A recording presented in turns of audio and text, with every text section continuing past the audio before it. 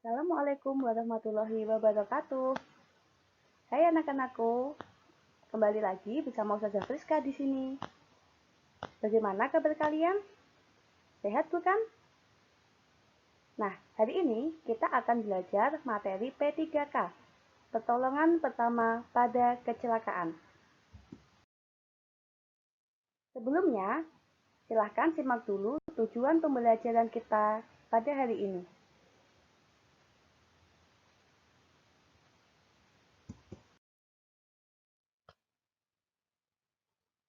Kita akan belajar pengertian P3K, maksud P3K, tujuan P3K, prinsip-prinsip P3K, peralatan P3K, jenis-jenis kecelakaan dan pertolongannya.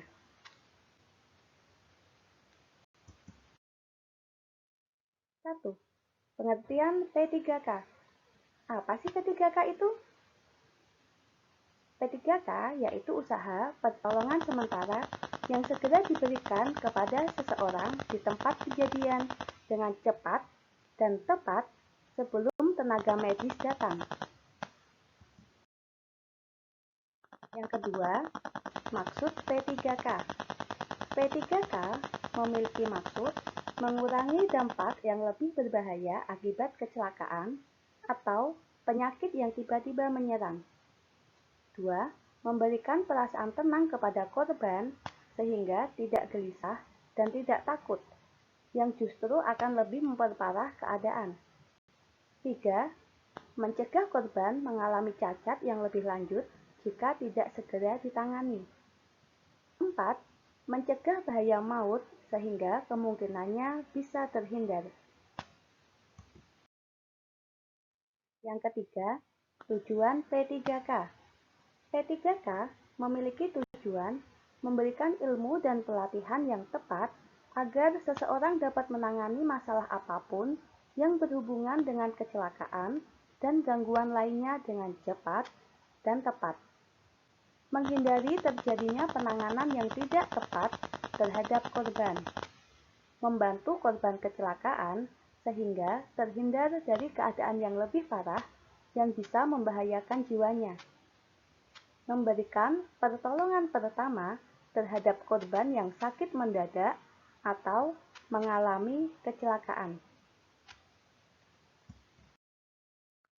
Berikutnya, prinsip-prinsip P3K. Dalam memberikan bantuan atau pertolongan pertama pada korban kecelakaan, maka harus memperhatikan prinsip-prinsip P3K. Adapun prinsip pemberian pertolongan pertama pada korban kecelakaan diantaranya: 1. Jangan panik dan tetap tenang. Perhatikan korban dengan baik. Jangan tergesa-gesa memindahkan korban, karena bisa saja satu langkah kecil akan memperparah keadaan, bukannya malah menolong, tapi malah membunuh korban. 2. Berikan pertolongan dengan cepat dan tepat. Gunakan mata dan semua indera dengan sebaik-baiknya.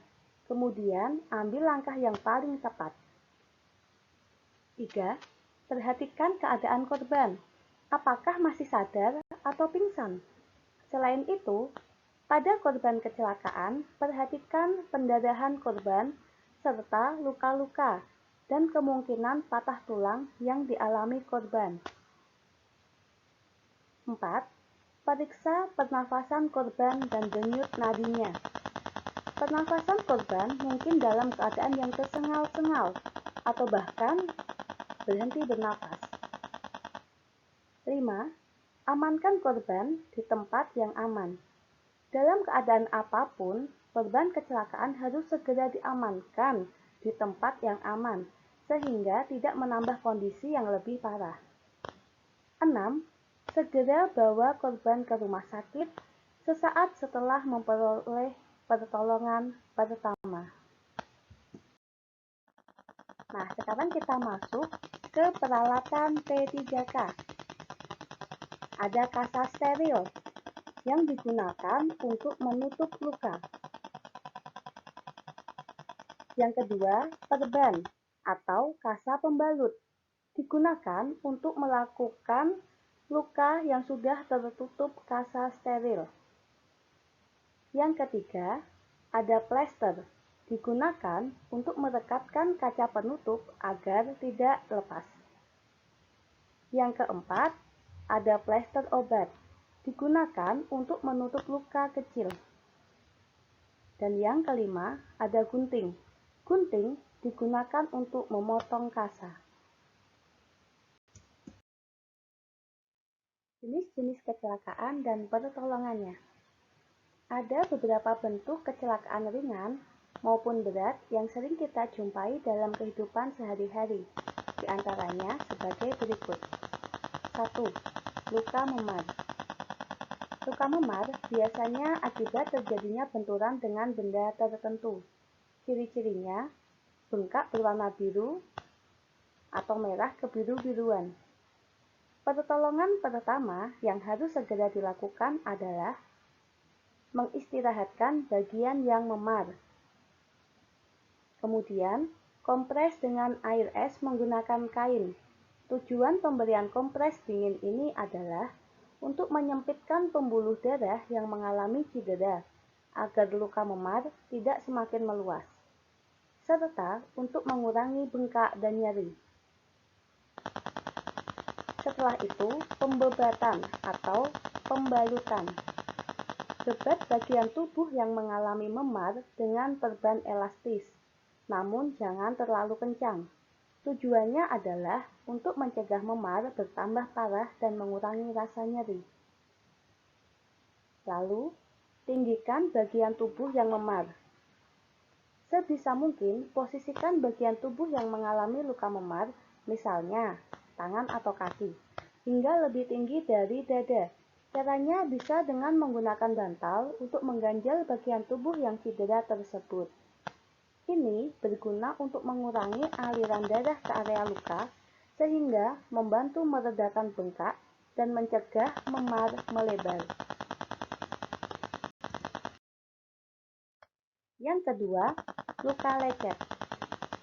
Luka lecet yaitu terkelupasnya kulit akibat pergesekan dengan benda kasar. Hal yang perlu dilakukan adalah membersihkan luka lecet tersebut dengan air bersih atau sabut. Ingat, air bersih atau sabut, jangan menggunakan alkohol. Yang kedua, olesi luka dengan betadine. Yang ketiga, jika lukanya dalam, segeralah tutup dengan kasa steril dan perban. Yang ketiga, luka sayat. Luka sayat adalah daerah kulit yang terpotong akibat sebuah pinggiran yang tajam, misalnya pisau, perkakas kecil, atau pinggiran kertas. Luka sayat akibat kertas juga sakit loh. Luka tersebut sering berdarah dan pinggiran lukanya sedikit pecah. Hal yang perlu dilakukan adalah berikan tekanan langsung pada luka selama 10 menit untuk mengendalikan pendarahan. Lalu, cuci luka dengan air bersih atau air mengalir. Yang ketiga, oleskan salep antibiotik dan tutup dengan perban atau kasa. Yang keempat adalah pertolongan pada korban kecelakaan lalu lintas. Sikap pertama yang harus dilakukan jika menyaksikan kecelakaan lalu lintas yaitu menepikan kendaraan ke sisi jalan. Jika melihat korban ada di tengah jalan, gunakan kendaraanmu sebagai pembatas jalan untuk kendaraan di belakang. Lalu hubungi layanan darurat agar mereka cepat sampai ke lokasi kecelakaan dan melakukan evakuasi. Sementara menunggu layanan darurat, kamu perlu melakukan beberapa hal berikut sebagai pertolongan pertama. 1. Periksa keadaan sekitar. Sebelum mendekati korban kecelakaan, penting untuk memastikan bahwa tindakan yang kamu lakukan aman. Periksalah apakah terdapat bahan bakar mengalir, terbakar, asam, atau kabel terbuka. Jika ini masalahnya, sebaiknya kamu tidak memberikan bantuan dan hanya menelpon layanan darurat. Matikan saklar penyalaan kendaraan jika suasana sudah aman. Ini cukup untuk dapat melindungi korban dan diri kamu sendiri. Yang kedua, tawarkan bantuan kepada korban. Jika korban kecelakaan masih sadar, tanyakan apakah ia membutuhkan bantuan. Ini adalah langkah penting karena tidak setiap korban kecelakaan mungkin memerlukan bantuan, meskipun tampaknya orang tersebut membutuhkannya. Tanyakan pula pada korban apakah ia terluka dan memerlukan bantuan. Jika orang itu menjawab iya, maka berikan bantuan terbaik yang kamu bisa. Tapi jika korban mengatakan tidak, jangan mendekati atau memberikan bantuan kepada korban dengan alasan apapun. Tunggu bantuan profesional untuk tiba dan biarkan mereka yang mengambil alih. Ingatlah untuk mendekati korban dengan hati-hati, bahkan jika mereka meminta bantuan. Orang tersebut dapat membuat kamu panik dan terluka. Misalnya memindahkan korban, mungkin justru dapat lebih menyakiti korban. Periksa apakah korban sadar atau sedikit mengguncangkan tubuhnya. Jika orang tersebut tidak merespon, berarti dia tidak sadarkan diri. Yang ketiga, hindari memindahkan korban. Ingatlah bahwa mungkin banyak luka tidak terlihat pada kulit. Pastikan untuk mendekati korban, kamu harus bergerak dengan berlutut ke arah orang tersebut. Jika tidak, kamu dapat membuat seseorang panik dan dapat menyebabkan cedera yang lebih lanjut. Ingatlah bahwa lebih baik memindahkan seseorang yang hidupnya terancam oleh sesuatu, seperti kemungkinan ledakan atau kebakaran, daripada meninggalkan mereka karena takut akan melukai korban tersebut. Yang keempat, periksalah nafasnya. Jika seseorang tidak sadarkan diri atau kehilangan kesadaran, penting untuk memeriksa jalan nafas korban, untuk memastikan orang tersebut bernafas dengan benar. Jika tidak, kamu mungkin memerlukan memberikan nafas buatan. Letakkan tangan kamu dengan ringan di dahi korban dan miringkan kepala dengan lembut. Angkat dagu dengan 2 jari dan letakkan pipi kamu di dekat mulut korban untuk merasakan jika orang tersebut bernafas atau tidak. Kamu mungkin juga perlu memeriksa dada korban untuk melihat apakah ada gerakan naik turun. Yang kelima, berikan bantuan seperlunya. Banyak ahli yang menyarankan untuk memberi pertolongan pertama hanya jika korban mengalami cedera yang mengancam jiwa. Jika korban mengalami cedera yang membutuhkan pembalut, belah tulang, atau menggunakan teknik pertolongan pertama yang canggih, sebaiknya tunggu bantuan profesional.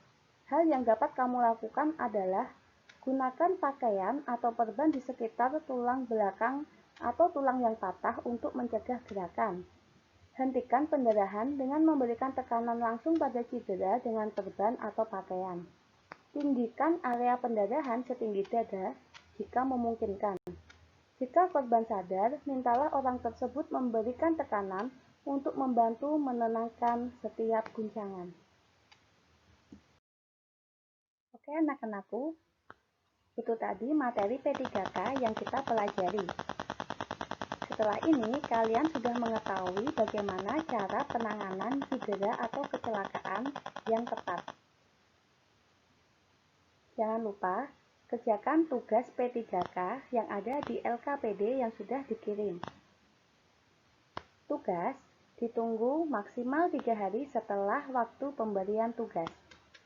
Tetap semangat anak-anakku, jangan lupa untuk jaga kesehatan, dan jangan lupa juga untuk berolahraga.